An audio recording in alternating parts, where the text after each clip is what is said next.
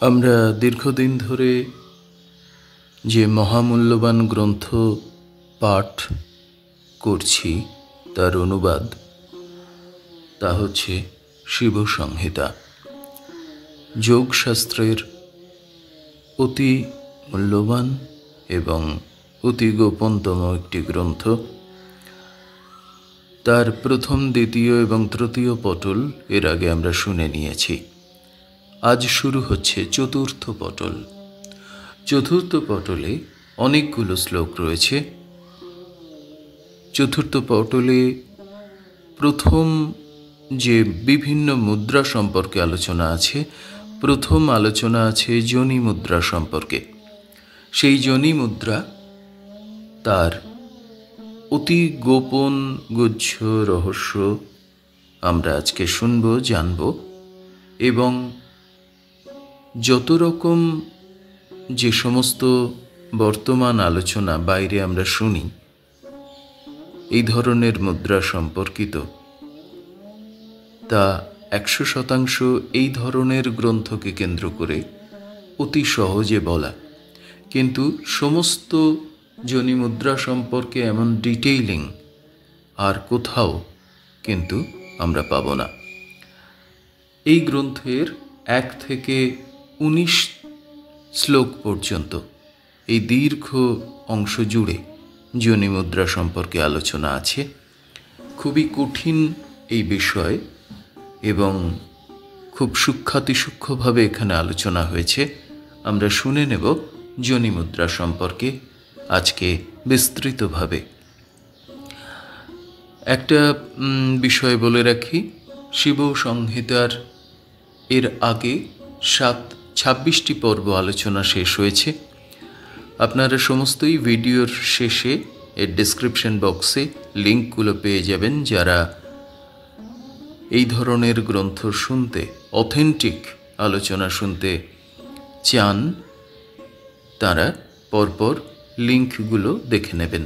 এছাড়া এই ধরনের যোনি মুদ্রা বা এই ধরনের বিভিন্ন মুদ্রা বা আসন, তা আমি বিভিন্ন অথেন্টিক চ্যানেল থেকে, যোগীদের বা যারা পণ্ডিত মানুষ তাদের চ্যানেল থেকে সেই ধরনের মুদ্রার লিঙ্ক বা ভিডিওর লিঙ্ক আমি কিন্তু নিচে দিয়ে দিচ্ছি, ফলে সেটাও দেখে নেবেন। শুরু করা যাক যোনি মুদ্রা সম্পর্কে সেই রহস্যময় জ্ঞান আলোচনা।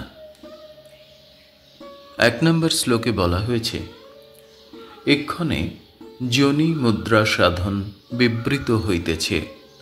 অগ্রে পূরক দ্বারা মনকে মূলাধারে স্থাপনপূর্বক গুহ্যদ্বার ও উপস্থির মধ্যস্থলে যে যোনিমণ্ডল আছে, ব্র্যাকেটে কুলকুণ্ডলিনীকে জাগরিত করণার্থ তাহা আকুঞ্চিত করিয়া পরে যোগ সাধন আরম্ভ করিতে হইবে। এর আগে এই সম্পর্কে দীর্ঘ আলোচনা আছে, সেগুলো নিয়ে আর আমরা বিস্তৃত আলোচনায় যাচ্ছি না। শুধু সহজ করে বললে কি হয় না, এইবারে আমরা যোনি মুদ্রা সাধন সম্পর্কে বিস্তৃত আলোচনা করছি। এর আগে পূরক অর্থাৎ বাতাস নিয়ে, শ্বাস নিয়ে একেবারে মনকে কুম্ভকের মাধ্যমে, কুম্ভক মানে বাতাস ধারণ, কুম্ভকের মাধ্যমে মূলাধারে নিয়ে যেতে হবে। মূলাধার চক্রের কথা বলা হচ্ছে। তো সেই মূলাধার চক্রে নিয়ে যেতে হবে এবং মূলাধার চক্রে সেখানে তার নিচে গুহ্যদ্বার অর্থাৎ আমাদের যে লিঙ্গ স্থান আছে, যোনি বা লিঙ্গ স্থান আছে, গুহ্যদ্বার এবং উপস্থের মাঝামাঝি জায়গায়, অর্থাৎ যেখানে যোনিমণ্ডল আছে, এখানে যোনি অর্থে বুঝতে হবে যে শুধুমাত্র নারী শরীর নয়, যোনি অর্থে এখানে যেটা জননাঙ্গের জায়গা, সেইখানে নিয়ে যেতে হবে কুলকুণ্ডলিনীকে জাগরণ করার জন্যে। এর আগে দীর্ঘ আলোচনা হয়েছে। এবং আবারও বলছি, যারা ধ্যানে অলরেডি প্রবেশ করে গেছেন তাদের জন্য এত ডিটেলিংয়ের প্রয়োজন নেই। এগুলো সবটাই আসলে যারা যোগ সাধনায় অগ্রসর হচ্ছেন, সমস্ত কিছুর সার এবং লক্ষ্য হচ্ছে ধ্যানে প্রবেশ করা। তো এখানে সেই কুলকুণ্ডলিনীকে জাগ্রত করতে হবে এবং তাকে টেনে আকুঞ্চিত করে, আকুঞ্চিত মানে সংকুচিত করে যোগ সাধন শুরু করতে হবে। এই যোনিমণ্ডলকে ব্রহ্মজনীয় বলা হয়। অর্থাৎ এই যে যোনিমণ্ডল, একে ব্রহ্মজনীয় বলা হয়। বন্দুক কুসুম তুল্য কন্দর্প বায়ু, কোটি কোটি সূর্যবৎ তেজ বিশিষ্ট ও কোটি কোটি শশাঙ্কবৎ স্নিগ্ধ। অর্থাৎ বলা হচ্ছে বন্দুক পুষ্প মানে কিছুটা ধূত্র ফুলের মতো, এই ধরনের আকারের যে ধরনের আমাদের কুসুমতুল্য কন্দর্প বায়ু, কোটি কোটি সূর্যবৎ তেজ বিশিষ্ট, এই জায়গায় যে তেজ রয়েছে তা কোটি সূর্যের মতো, এবং তা যেমন কোটি সূর্যের মতো দীপ্তিময় এবং কোটি চন্দ্রের মতো, শশাঙ্কবৎ মানে কোটি চন্দ্রের মতেও তার স্নিগ্ধ জ্যোতি রয়েছে। এই কন্দর্প বায়ুকে ঊর্ধ্বভাগে অর্থাৎ মধ্যদেশে, মেরুদণ্ডের এই সিস্টেমটা নিয়ে দীর্ঘ আলোচনা আছে এর আগে মেরুদণ্ড সম্পর্কে। মধ্যভাগে এবং শিখারূপিণী পরম চৈতন্যরূপা পরম কলা কুণ্ডলিনী অধিষ্ঠিত আছেন। অর্থাৎ মাঝখানে আর উপরে শিখা, এই তিনটে আসলে নাভির তলদেশে যে মূলাধার চক্র, বুকের মাঝখানে যে অনাহত চক্র, আর দুই ভুরুর মাঝখানে যে আজ্ঞাচক্র আছে, সেই তিনটি চক্রের কথাই বলা হচ্ছে। এবং আমরা সকলেই বেশিরভাগ মানুষ ভুল করে ফেলি, কুলকুণ্ডলিনী আর কুণ্ডলিনী গুলিয়ে ফেলি। কুলকুণ্ডলিনী হচ্ছে আমাদের একেবারে মূলাধার চক্রের সেখানে যে শক্তি বিরাজ করছেন তাকে বলা হচ্ছে কুলকুণ্ডলিনী শক্তি। এই শক্তি যখন একেবারে রুদ্রগ্রন্থির ওই জায়গায় আসছে, অর্থাৎ আমাদের দুই ভুরুর মাঝখানে যে স্থান, যাকে আমরা তৃতীয় নেত্র বলছি, সেই জায়গায় আসছে, সেই জায়গার যে শক্তি তাকে বলা হচ্ছে কুণ্ডলিনী। যাই হোক, তো সাধক ধ্যানান্তে এইরূপ ভাবনা করিবেন যে ধ্যানের পরে সাধক এইরকম ভাববেন যে আত্মা সেই পরম কলা কর্তৃক পরিব্যাপ্ত এবং একীভূত হয়ে আছেন। অর্থাৎ আত্মা এই যে পরম কলার কথা বলা হলো, সেই পরম কলা দিয়ে পরিপূর্ণ এবং এক হয়ে আছেন পরস্পর। এগুলো আমরা এর আগে পরিচয় অবস্থা, নিষ্পত্তি অবস্থাগুলো নিয়ে আলোচনা করেছি তৃতীয় অধ্যায়ে, তৃতীয় পটলে। সেগুলো শুনলে তবে এগুলো বোঝা যাবে। তো তারপরে কি বলা হচ্ছে যে আর মন প্রাণ ও আত্মার সহিত একীভূত ওই কুণ্ডলিনী যথাক্রমে স্বয়ম্ভুলিঙ্গ, বানলিঙ্গ, ইতরলিঙ্গ, এই তিন লিঙ্গ ভেদপূর্বক, অর্থাৎ ব্রহ্মগ্রন্থি, বিষ্ণুগ্রন্থি এবং রুদ্রগ্রন্থি ভেদ করিয়া সুষুম্নার অন্তর্গত ব্রহ্মমার্গে গমন করিতেছে। আবারও বলে দিচ্ছি, এই তিনটি গ্রন্থি কোথায় আছে, কি প্রকারে আছে। একেবারেই ব্রহ্মগ্রন্থি রয়েছে আমাদের মূলাধার চক্রে, স্বাধিষ্ঠান চক্রের এই অঞ্চলটিতে, অর্থাৎ নাভি এবং যোনিমণ্ডল এর এই অংশটিতে। বিষ্ণু গ্রন্থি রয়েছে অনাহত চক্রে বুকে, এবং রুদ্রগ্রন্থি তৃতীয় নেত্র এই জায়গায়। তো এই তিনটে গ্রন্থি যথাক্রমে ভেদ করতে হবে, এবং এই তিনটে গ্রন্থিকেই বলা হচ্ছে স্বয়ম্ভুলিঙ্গ, বানলিঙ্গ এবং ইতরলিঙ্গ। স্বয়ম্ভুলিঙ্গ হচ্ছে রুদ্রগ্রন্থি, বানলিঙ্গ হচ্ছে আমাদের অনাহত বা বিষ্ণু গ্রন্থি, এবং ইতরলিঙ্গ হচ্ছে আমাদের ব্রহ্মগ্রন্থি মূলাধারের ওখানে।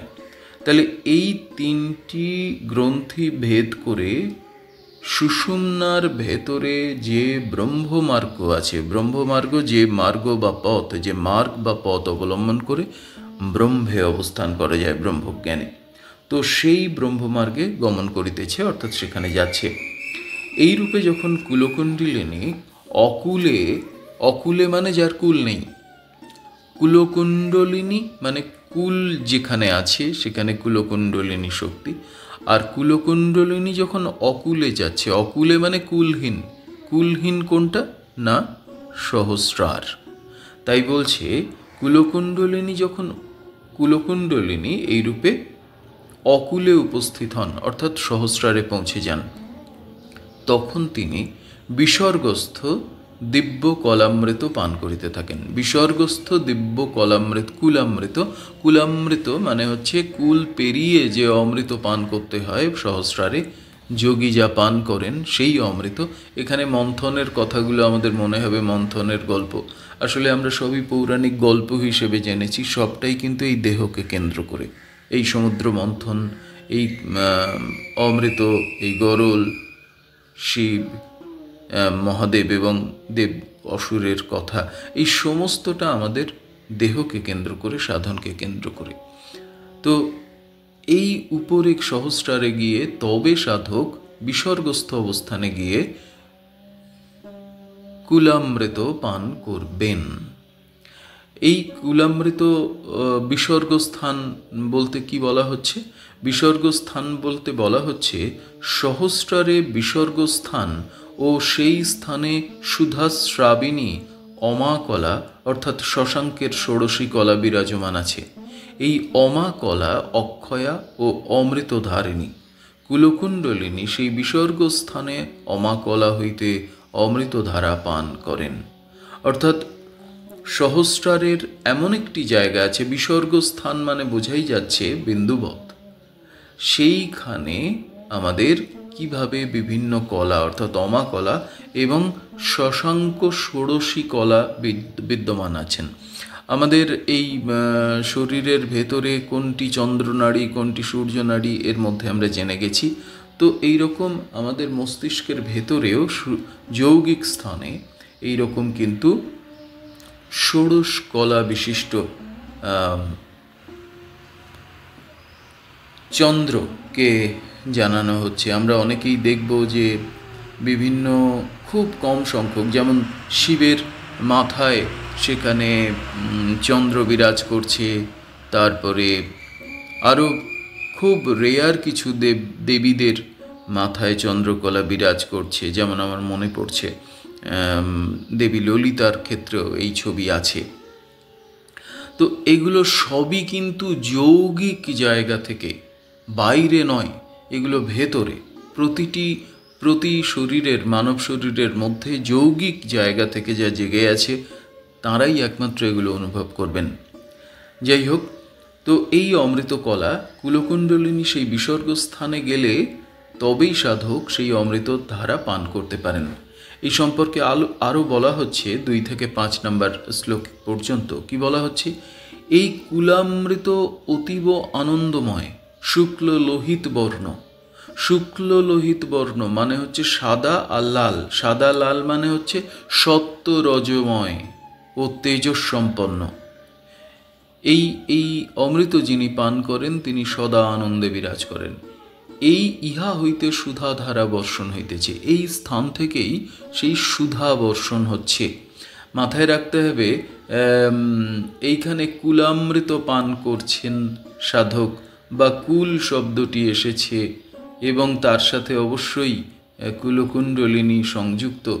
এইখান থেকে কিন্তু কুলীন শব্দটি এসেছে।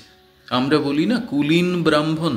কুলীন ব্রাহ্মণ মানে ব্রাহ্মণ কোনো জাতও নয়, ব্রাহ্মণ কোনো মানে সামাজিক জাতীয় নয়। ব্রাহ্মণ, কুলীন ব্রাহ্মণ মানে কোনো সামাজিক জায়গার কথা বলা হচ্ছে না। কুলীন ব্রাহ্মণ মানে বলা হচ্ছে কুলকুণ্ডলিনীকে জাগ্রত করে তিনটে গ্রন্থি অর্থাৎ ব্রহ্মগ্রন্থি, বিষ্ণু গ্রন্থি এবং রুদ্রগ্রন্থি ভেদ করার পরে যে সাধক কুলকুণ্ডলিনী শক্তিকে সহস্রারের বিসর্গস্থানে আনতে পেরেছেন, অর্থাৎ অকুল হয়েছেন, তখনই তিনি এই অমৃত পান করতে পারছেন, অর্থাৎ সেই ব্রহ্মজ্ঞান স্বরূপ অমৃতকে তিনি পান করতে পারছেন, তবেই তিনি কুলীন ব্রাহ্মণ হলেন। আশা করি এই বিষয়গুলো এবারে জ্ঞানের চোখে দেখা হবে। কতদিন আর অজ্ঞানে আমাদের সনাতন, আমাদের অপূর্বতম চিরকালীন জ্ঞানকে ঢেকে রেখে অজ্ঞান প্রকাশিত হবে। তো এইখান থেকে কুলীন ব্রাহ্মণ শব্দটি এসেছে। তো যাই হোক, এই কুলকুণ্ডলিনী এই রূপে দিব্য কুলামৃত পান করিয়া পুনর্বার কুলস্থলে অর্থাৎ মূলাধারে প্রত্যাবৃত হইবেন। এইখানে পৌঁছে সেই সেই যে অমৃতময় আনন্দ জ্ঞান এবং পরমাত্মা জ্ঞান লাভ করলেন তিনি আবার পুনরায় মূলাধার চক্রে ফিরে আসবেন। এই কুলস্থল মানে হচ্ছে অকুল থেকে কুলস্থল মানে মূলাধার সহস্রার থেকে চলে এলেন কোথায় না, এই কুলকুণ্ডলিনী অকুল থেকে অর্থাৎ সহস্রারে উঠে সহস্রার থেকে বিসর্গ স্থান ছুঁয়ে আবার তিনি চলে এলেন কুলস্থল অর্থাৎ তার বাড়িতে। তার বাড়ি মানে হচ্ছে মূলাধার চক্র। এরপরে 6 নম্বর শ্লোক। তদনন্তর কুলকুণ্ডলিনী পূর্বের ন্যায় মাত্রা অনুসারে পূরক দ্বারা পূর্ববৎ অকুল স্থানে সহস্রারে সমাগত হইবেন। এরপরে আবারও কুলকুণ্ডলিনী আগের মতো বিভিন্ন ওই প্রাণায়ামের মধ্যে হোক, যোগের মধ্যে হোক, ধ্যানের মধ্যে হোক, পূরক কেন্দ্র করে, পূরক মানে শ্বাস নিয়ে আবার অকুল স্থানে অর্থাৎ সহস্রারে চলে যাবেন।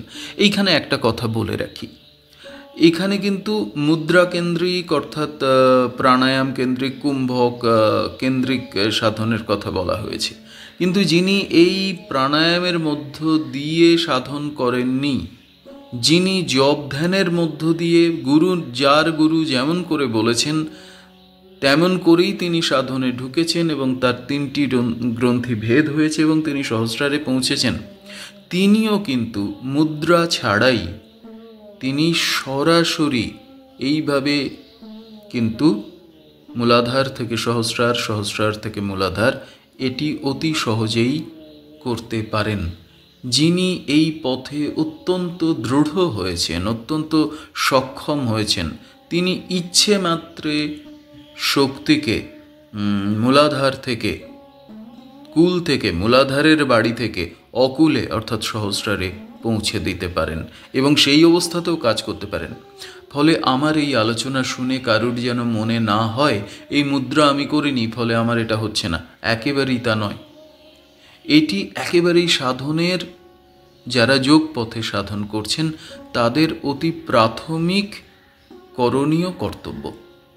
কিন্তু যে কোনো সাধক যার এটি খুলে গেছে, 3টি গ্রন্থি ভেদ হয়ে গেছে এবং গুরু কৃপায় এবং গুরু নির্দেশে তিনি কিন্তু এটি অতি সহজেই যাতায়াত করাতে পারেন, অর্থাৎ মূলাধার থেকে কুলকুণ্ডলিনী শক্তিকে সহস্রারে নিয়ে যেতে পারেন, অমৃত পান করতে পারেন, আবার মূলাধারে ফিরে আসতে পারেন। তাই আবারও বলছি, যাদের এটি অলরেডি হয়ে গেছে তাদের এই সম্পর্কে আর অন্যদিকে ধ্যান দেওয়ার প্রয়োজন নেই, নজর দেওয়ার প্রয়োজন নেই। যাই হোক, আমরা ফিরে আসি আবারও এই ধরনের যে আলোচনা সেখানে। তো বলা হচ্ছে এইভাবে মাত্রা অনুসারে সাধক যোগী তিনি কুলকুণ্ডলিনীকে মূলাধার থেকে সহস্রারে নিয়ে যাবেন, আবার সহস্রার থেকে মূলাধারে ফেরত আসবেন। তারপরে বলা হচ্ছে মদুক্ত মানে আমি যা বললাম, আমি কে বলছেন? এটা শিব বলছেন। তো মদুক্ত মানে শিব কথিত তন্ত্রসমূহে উক্ত এই কুলকুণ্ডলিনী মদীয় প্রাণ সমান প্রিয়তমা বলিয়া কথিত।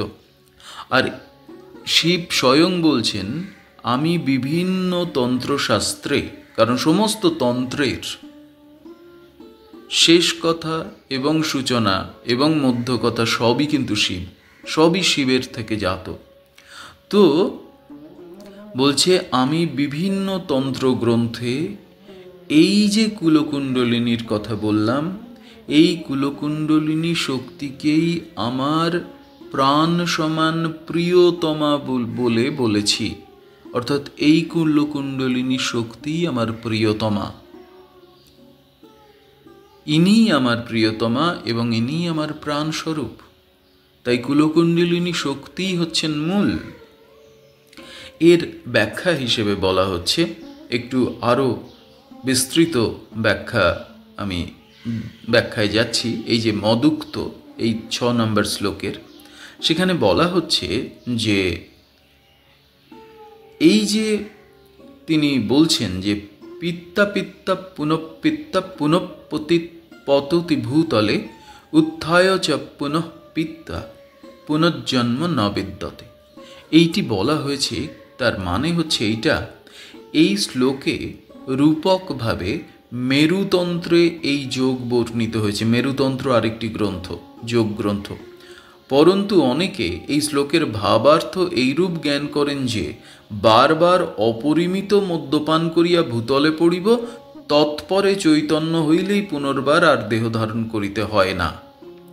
এই যে বারবার মদ্যপান করা, এর মানে কিন্তু আমরা ধরতে পারিনি, সাধকরা ধরতে পারেননি বা সাধারণ মানুষ ধরতে পারেননি।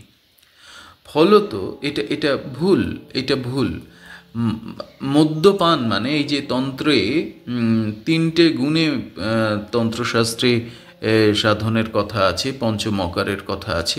এখানে একেবারেই সত্ত্বগুণান্বিত, অর্থাৎ যাদের চক্রভেদ হয়েছে তাদের বাইরের মদের কথা বলা হচ্ছে না।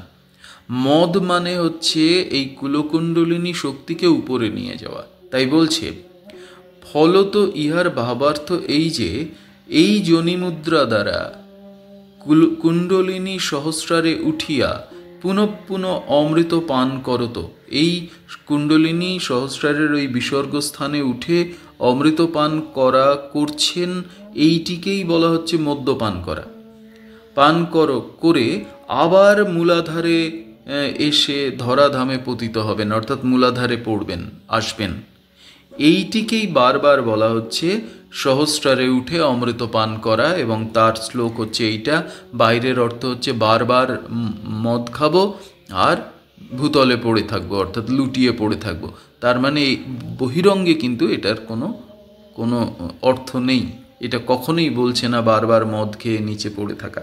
এটা বলা হচ্ছে কুলকুণ্ডলিনী সহস্রারে গিয়ে অমৃত পান করে আবার মূলাধার চক্রে ফিরে আসবে, এইটার কথাই বলা হচ্ছে। এই রূপে যোনিমুদ্রা সাধন করিলে পুনরায় জননী জঠরে প্রবিষ্ট হইতে হয় না। আর এইভাবে যোনিমুদ্রা সাধন করলে আর জন্ম মৃত্যুর বন্ধনে সাধককে আসতে হয় না। তন্ত্র নিয়ে কিন্তু খুব রহস্যময় এই পথ। তন্ত্রশাস্ত্র নিয়ে আমার ইচ্ছে আছে আরেকটি গ্রন্থ পাঠ করার, কারণ তন্ত্রকে স্পষ্টভাবে 3টে জায়গা থেকে সাধন করার কথা বলা হয়েছে। তমগুণে তিনি পশ্চাচারে সাধন করবেন, রজগুণে তিনি কিন্তু বীরভাবে সাধন করবেন, সেখানে পঞ্চমকার বলতে পঞ্চমকারই বোঝানো হয়েছে। আর সত্যগুণে কিন্তু পঞ্চমকারের ধারণা কিন্তু আলাদা। তাই একেবারেই সেখানে শুধু চক্রভেদ কেন্দ্রিক দেহের ভেতরের ক্রিয়া বিক্রিয়ার কথা বলা হয়েছে। ফলে এটি কিন্তু খুব গুরুত্বপূর্ণ এবং রহস্যময়। এটি নিয়ে পরে কোথাও দীর্ঘ আলোচনা করা যেতে পারে। এরপরে আসছি 7 নম্বর শ্লোক, যোনিমুদ্রা কেন্দ্রিক আলোচনা। বলছেন 7 নম্বর শ্লোকে শিব, কুণ্ডলিনী যখন সহস্রারে আগত হন তখন কালাগ্নি প্রভৃতি শিবগণ পুনর্বার তাহাতে লয় প্রাপ্ত হইবেন। অর্থাৎ শক্তি, কুণ্ডলিনী শক্তি, কুলকুণ্ডলিনী যখন রুদ্রগ্রন্থি ভেদ করছে তখন তাকে কুণ্ডলিনী শক্তি বলা হচ্ছে। তো এই কুণ্ডলিনী শক্তি সহস্রারে চলে আসছেন যখন, তখন কালাগ্নি প্রভৃতি শিবগণ, অর্থাৎ বিভিন্ন আরও শিবের বিভিন্ন শ্রেণী যাদের বলা হচ্ছে শক্তির, তারা আবারও তাতে এই কুণ্ডলিনীতে লয় প্রাপ্ত হচ্ছেন। এই সম্পর্কে আরও একটুখানি আলোচনা সেরে নিই, খুব ডিটেলে আছে, একটু সেরে নিই। খুব অস্বচ্ছ প্রিন্টিং, বহু পুরনো বই, তাই একটু পড়তে হয়তো হোঁচট খেতে পারি, আবার ভাষাও এরকম। তবুও মূলাধারে ব্রহ্মা, স্বাধিষ্ঠানে বিষ্ণু, মণিপুরে রুদ্র বা কালাগ্নি, অনাহত চক্রে ঈশ্বর বা নারায়ণ, বিশুদ্ধ চক্রে সদাশিব এবং আজ্ঞাচক্রে পরশিব, এই 6 দেবতা শিব শব্দবাচ্য। তাহলে শিব বলতে কাদের বুঝতে হবে? মূলাধারে ব্রহ্মাকে বুঝতে হবে, স্বাধিষ্ঠানে বিষ্ণুকে বুঝতে হবে, মণিপুর চক্রে রুদ্র বা কালাগ্নিকে বুঝতে হবে, অনাহত চক্রে ঈশ্বর বা নারায়ণকে বুঝতে হবে, বিশুদ্ধি চক্রে সদাশিবকে বুঝতে হবে অর্থাৎ গলায়, এবং আজ্ঞাচক্রে পরশিবকে বুঝতে হবে। এই 6 দেবতাকে বলা হচ্ছে শিব। এই 6 দেবতাই শিব, মানে এই 6 চক্রে অবস্থিত যে মূল মাঝখানে অবস্থিত যে শিব শিব হিসেবে কল্পনা করা হচ্ছে তারাই শিব। কুলকুণ্ডলিনী যখন মূলাধার বর্জনপূর্বক উত্থিত হন, অর্থাৎ মূলাধার চক্রকে ভেদ করে উপরে উঠছেন কুলকুণ্ডলিনী, মূলাধারস্থ ব্রহ্মা তাহার শরীরে লয়প্রাপ্ত হন।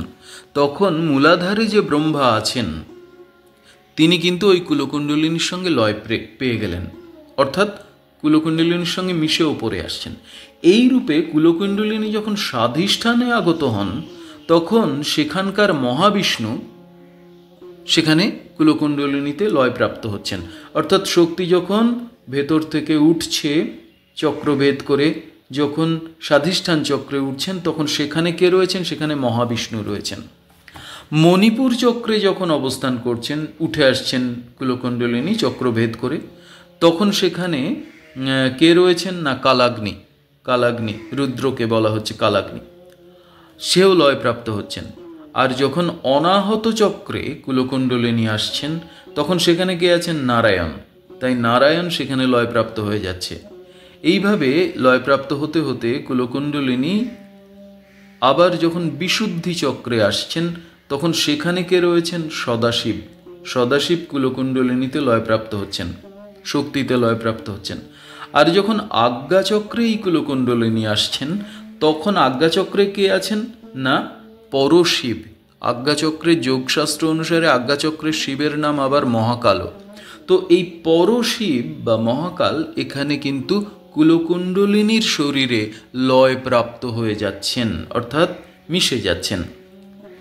এখানে যদিও সবিস্তারে বর্ণিত হয় নাই, তথাপি আদি শব্দ দ্বারা জানিতে হইবে যে কুণ্ডলিনী যৎকালে অকুলে গমন করিতে থাকিবেন তখন সাবিত্রী প্রভৃতি সমস্ত চক্রস্থিত নিখিল দেবতা ও ডাকিনী প্রভৃতি সমস্ত দেবতা শক্তি তাহার শরীরে যথাক্রমে লয় প্রাপ্ত হইবেন। এইবারে অতি রহস্যময় জ্ঞান কি বলছে? আমরা বাইরে সব বিভিন্ন মূর্তি খুঁজে বেড়াচ্ছি, আসলে সেই মূর্তির প্রয়োজন আছে, সেই মূর্তিকেই মন্ত্র দিয়ে সেই মূর্তি তৈরি করা, বাইরে তার ছবি আমরা দেখি, আসলে সবটাই আমাদের ভেতরে। তাই বলা হচ্ছে যে যতক্ষণ না 3টে গ্রন্থি ভেদ হচ্ছে গুরু কৃপায়, পরম শিবের কৃপায়, ততক্ষণ কিন্তু এই সাধন অনুভব করা সম্ভব নয়। যিনি ধ্যানে প্রবেশ করতে পারছেন না তিনি কখনোই এই আলোচনার অর্থ অনুধাবন করতে পারবেন না বা এর সত্যতা অনুভব করতে পারবেন না। যাই হোক, বলছে যে এই যে বলা হলো আদি শব্দ, এই আদি শব্দকে কি বলতে হবে, জানতে হবে। আদি শব্দ দিয়ে কি বোঝানো হচ্ছে? কুণ্ডলিনী যখন, মানে শক্তি, কুণ্ডলিনী মানে যিনি ব্রহ্মগ্রন্থ, এই রুদ্রগ্রন্থির এখানে আছেন, অর্থাৎ একেবারে সহস্রারের আগে মাথার যে খুলি তার ভেতরের যে সহস্রার, তার ভেতরের অংশ, সেই মেরুদণ্ড যেখানে শেষ হলো সেইখানে রয়েছেন কুণ্ডলিনী। তিনি যখন সহস্রারে যাচ্ছেন, অর্থাৎ সহস্রার চক্রে মাথায় উঠছেন, তখন সমস্ত অকুল হচ্ছে এই সহস্রার, তখন যাবতীয় যা যা দেবদেবী আছেন, অর্থাৎ সাবিত্রী, নিখিল দেবতা, ডাকিনী প্রভৃতি যা সমস্ত শক্তি, এছাড়া তো বিভিন্ন শিবের কথা বলা হলো, তারা সবই এই কুণ্ডলিনীতে বিলীন হয়ে যাচ্ছেন। আর কোনো অস্তিত্ব থাকছে না, কোনো দেবদেবীর অস্তিত্ব থাকছে না। তাই যে সাধক কুণ্ডলিনী শক্তিকে সহস্রারের অকুল স্থানে নিয়ে যেতে পেরেছেন, তিনি সর্বদেবদেবীকে লয় করে তবে এসেছেন। যিনি, এইখানেই বলা হয়, এই কারণে বারবার গুরুতত্ত্বের কথা বলা হয় যে গুরু সব দেবদেবীর চেয়ে শ্রেষ্ঠ। এই যে বিভিন্ন শ্লোক আছে, বিভিন্ন মানুষ বিভিন্ন রকম ব্যাখ্যা দিচ্ছেন, গুরুর ব্রহ্মা, গুরুর বিষ্ণু, গুরুর দেব মহেশ্বর, এর মানে হচ্ছে এইটা, গুরু সমস্ত দেবতার চেয়ে বড়। তার কারণ গুরুর সেই সাধক যিনি সহস্রারে কুণ্ডলিনী শক্তিকে নিয়ে গিয়ে সেখানে অবস্থান করতে পারছেন। যৌগিকভাবে জানানো হচ্ছে যে সমস্ত দেব দেবী, যত ডাইমেনশন আছে আমাদের, সমস্ত দেবদেবী এই কুলকুণ্ডলিনীতে লয়প্রাপ্ত হতে হতে কুণ্ডলিনী হয়ে সহস্রারে পৌঁছচ্ছেন। অর্থাৎ যিনি সহস্রারে পৌঁছচ্ছেন তার কাছে কিন্তু আর কোনো দেবদেবীর অস্তিত্ব নেই। এবং বিভিন্ন শিবের যে বিভিন্ন রকম ডাইমেনশন আছে, বিষ্ণু বা ব্রহ্মা বা বিভিন্ন শক্তি, সাবিত্রী, ললিতা, পার্বতী, উমা ইত্যাদি ইত্যাদি, ডাকিনী, যোগিনী, এইরকম বিভিন্ন আদ্যা বা বিভিন্ন রকম যে শক্তির ডাইমেনশন আছে, সমস্ত কিছু লয় প্রাপ্ত হয়ে যাচ্ছে। তাই যিনি ওই জায়গা থেকে ফিরে আসছেন তিনিই একমাত্র সাধন দিতে পারেন, তিনিই একমাত্র সাধনায় নিয়ে যেতে পারেন, সাধন পথ খুলে দিতে পারেন শিষ্যের ভেতরে, এবং শিষ্যকে সঠিক পথে যে কোনো জায়গা থেকে তিনি চালিত করতে পারেন তার ভাব অনুসারে এবং নির্দিষ্ট যে সাধন সংস্কার অনুসারে। গুরুর একমাত্র জায়গা হচ্ছে কত তাড়াতাড়ি শিষ্যের ভেতরে তিনি কুণ্ডলিনী শক্তিকে জাগ্রত করে, চক্রগুলোকে জাগ্রত করে, শ্বাস বায়ুকে মূলাধার থেকে পার করিয়ে, এই ইড়া বামনাক ডাননাক পার করিয়ে তিনি কিভাবে তাড়াতাড়ি সুষুম্নার মধ্যে প্রবাহিত করে তার চক্রভেদ করাবেন, গ্রন্থিভেদ করাবেন এবং কত তাড়াতাড়ি সেই পরম শিবস্থলে পৌঁছে দেবেন, অকুলে পৌঁছে দেবেন। এটাই গুরুর একমাত্র কাজ।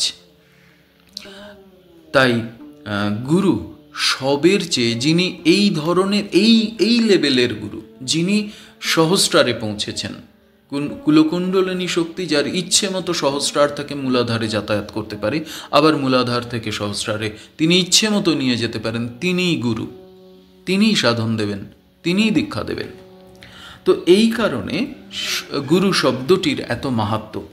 তো যাই হোক, এখানে কি বলা হচ্ছে যে এই যে সমস্ত কিছু লয় প্রাপ্ত হচ্ছে, পরে আবার যখন তিনি কুল স্থানে, অর্থাৎ ওই কুণ্ডলিনী শক্তি সহস্রার থেকে আবার যখন মূলাধারে চলে আসবেন, মূলাধার চক্রে, তখন ক্রমে ক্রমে তাহার শরীর হইতে প্রতি চক্রের দেবতা ও শক্তি আবির্ভূত হইতে থাকিবেন।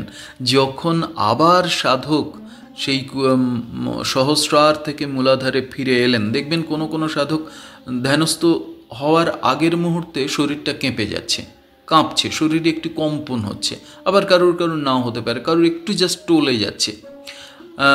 তার মানে বুঝতে হবে মূলাধার থেকে আবারও শক্তি ওপরের দিকে উঠে যাচ্ছে, সহস্রারের দিকে উঠে যাচ্ছে।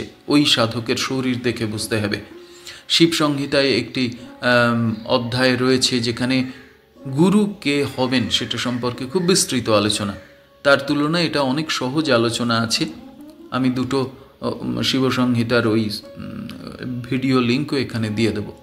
তো কি বলা হচ্ছে যে তিনি যেই আবার কুলকুণ্ডলিনী শক্তি আবার মূলাধার চক্রে নামিয়ে আনবেন, তখন আবার সমস্ত দেব দেবী যা ছিল, সমস্ত ডাইমেনশন শক্তির আবার সেইখানে কিন্তু মূর্তি পাবে, জাগরিত হবে। তাই গুরু শরীর হচ্ছে সর্বদেব দেবীময়। কোন গুরু আবারও কিন্তু আমি অত্যন্ত সিরিয়াসলি এটা বলার চেষ্টা করছি, কারণ যে সাধকের সহস্রার এবং মূলাধার ঘর বাড়ি হয়ে গেছে, প্রতি মুহূর্তে ইচ্ছে মতো যিনি যাতায়াত করতে পাচ্ছেন, সেই সাধকই কিন্তু গুরু। এবং সেই সাধকই মুহূর্ত মাত্রে সমস্ত দেব দেবী সমস্ত তাদেরকে লয় করে দিতে পাচ্ছেন। আবার মুহূর্তের মধ্যে তিনি যখন মূলাধারে ফিরে আসছেন, তখন আবারও তাঁর শরীরে সমস্ত দেবদেবীর অবস্থান হচ্ছে। ফলে বোঝাই যাচ্ছে কি জটিল এবং কি রহস্যময় এই একজন সাধকের শরীর, একজন যিনি কুল থেকে অকুলে যেতে পাচ্ছেন, কুলকুণ্ডলিনীকে মূলাধার থেকে সহস্রারে, আবার সহস্রার থেকে মূলাধারে খুব সহজে নিয়ে আসা যাওয়া করতে পাচ্ছেন। তিনি কি হতে পারেন? সমস্ত কিছু তিনি। এবারে ৮ নম্বর শ্লোকের অনুবাদের কথা বলি। সেখানে বলা হচ্ছে, এই যোনি মুদ্রা সাধন কথিত হইল। এই যোনি মুদ্রা সর্বশ্রেষ্ঠ। এই যোনি মুদ্রা বন্ধ দ্বারা যাহা সিদ্ধ করিতে না পারা যায়, তাদৃশ কোনো কর্মই ভূতলে দৃষ্ট হয় না।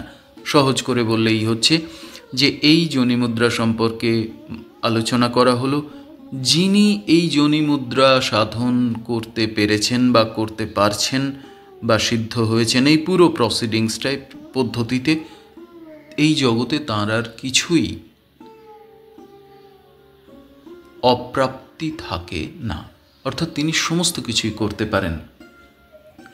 আমরা পরবর্তী আলোচনায় পরবর্তী পর্বে যাব, এটা অনেক বড় হয়ে যাবে। এখনও সমস্ত যোনি মুদ্রা সম্পর্কে আলোচনা শেষ হয়নি। আমরা পরের অংশে পরের পর্বে এর পরবর্তী অংশ আলোচনা করব। আমি আমার গুরুচরণে আভূমি প্রণাম জানালাম। আর সেই শিব, সেই সদাশিব, সেই পরম ব্রহ্ম সর্বেশ্বর, তাঁর চরণে আমার শতকোটি প্রণাম।